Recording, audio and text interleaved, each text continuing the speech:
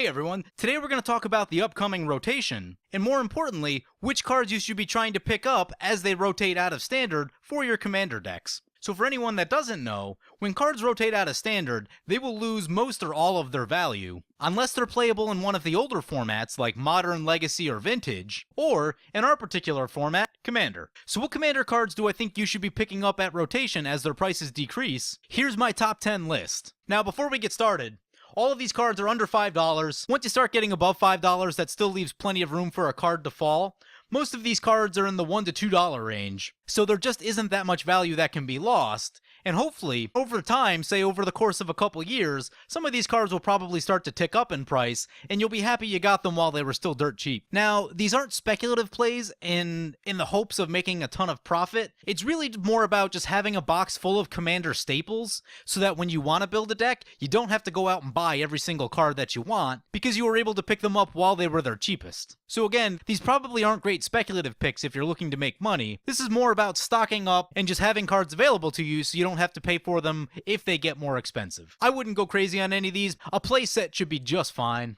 I'll probably aim for about 4 myself, just so that I have these available to me in the future when I want to build decks with them. So let's get going. Number 10, Sire of Stagnation. Sire of Stagnation is incredibly powerful and sees way less play than I think it ought to, and it's currently at 80 cents, so definitely worth picking up, having a couple copies. In my opinion, it's only slightly less powerful than Consecrated Sphinx, and Consecrated Sphinx is one of the most powerful cards in the format. Sire of Stagnation is a creature that you must kill on sight, otherwise your opponent's going to draw a million cards. So a real bargain at just under $1, definitely worth picking up a few copies. Number 9, the Trog Monster. If any of you have ever played against the Trog Monster, you'll know that the Trog Monster usually takes 20-minute turns that end up with half of their library in their graveyard, but never actually really doing all that much. But as annoying as that can be to play against, a lot of people really like playing the Trog Monster, and because of its unique effect, I expect that it'll continue to be a popular commander as time rolls on, and so I don't think you can go wrong picking up a couple copies at $1.70.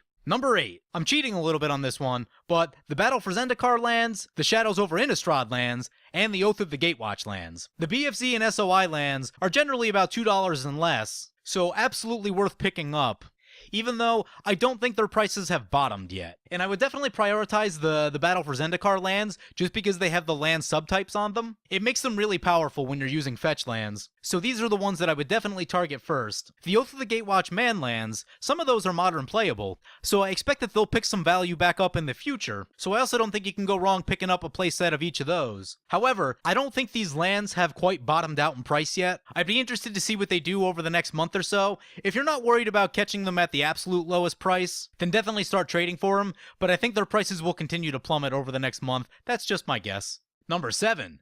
Void Winnower. If you've ever faced a Void Winnower, you know how absurdly powerful it is. One of the biggest things about Void Winnower is that your opponents can't cast even spells, and if they're running Damnation, Wrath of God, and Day of Judgment, that means they can't cast them, which is one of the primary ways that you would want to get rid of Void Winnower. So, extremely powerful card, very unique effect, and also a great bargain at $2.86. Number 6. Green Warden of Murasa. Green Warden of Murasa is basically a big-bodied Eternal Witness, and it's incredibly powerful. I've been including Green Warden of Murasa in most of my green decks, so at $1, I think it's definitely worth trying to stockpile a few of these for any future decks that you want to build. Number 5. Omnath, Locust of Rage. Omnath is a very popular commander because of its ability to abuse the landfall trigger and get a board full of huge elemental creatures. I expect that Omnath will continue to be popular down the road because it's both fun and powerful, so at $1.50, definitely worth picking up some copies. Number 4.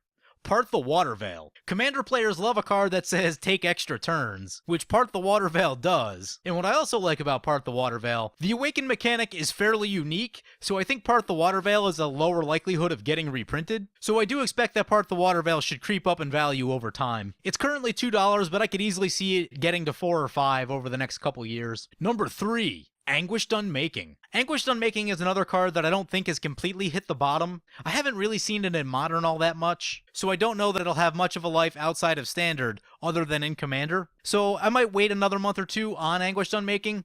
It's just over $2 right now. I see no reason why it couldn't fall into the $150 range, especially after rotation, but I do suspect that a number of Commander players will be interested in it. Number 2, Zendikar Resurgence.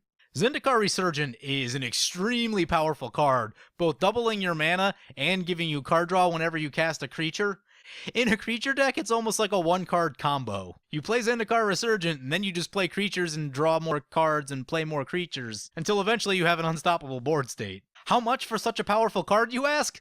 $1. I've been including this in most of my green decks, so this is a card that I'm not going to be afraid to try to pick up 8 or 12 copies of, because I really think copies will start to dry up after a year or two because of how powerful it is in Commander. Number 1.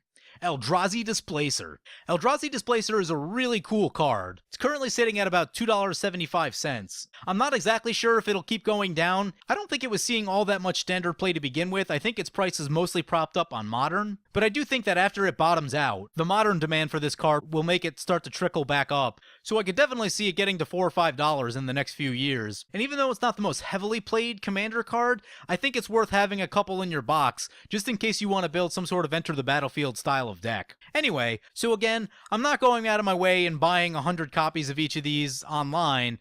I'm simply just going to try to pick them up in trades very cheaply by trading low dollar cards that I'm not really using while they're cheap so that I have access to them down the road and I don't have to pay more money for them in the future. Anyway, that's my top 10. What cards do you guys think will be good to pick up as they rotate out of standard?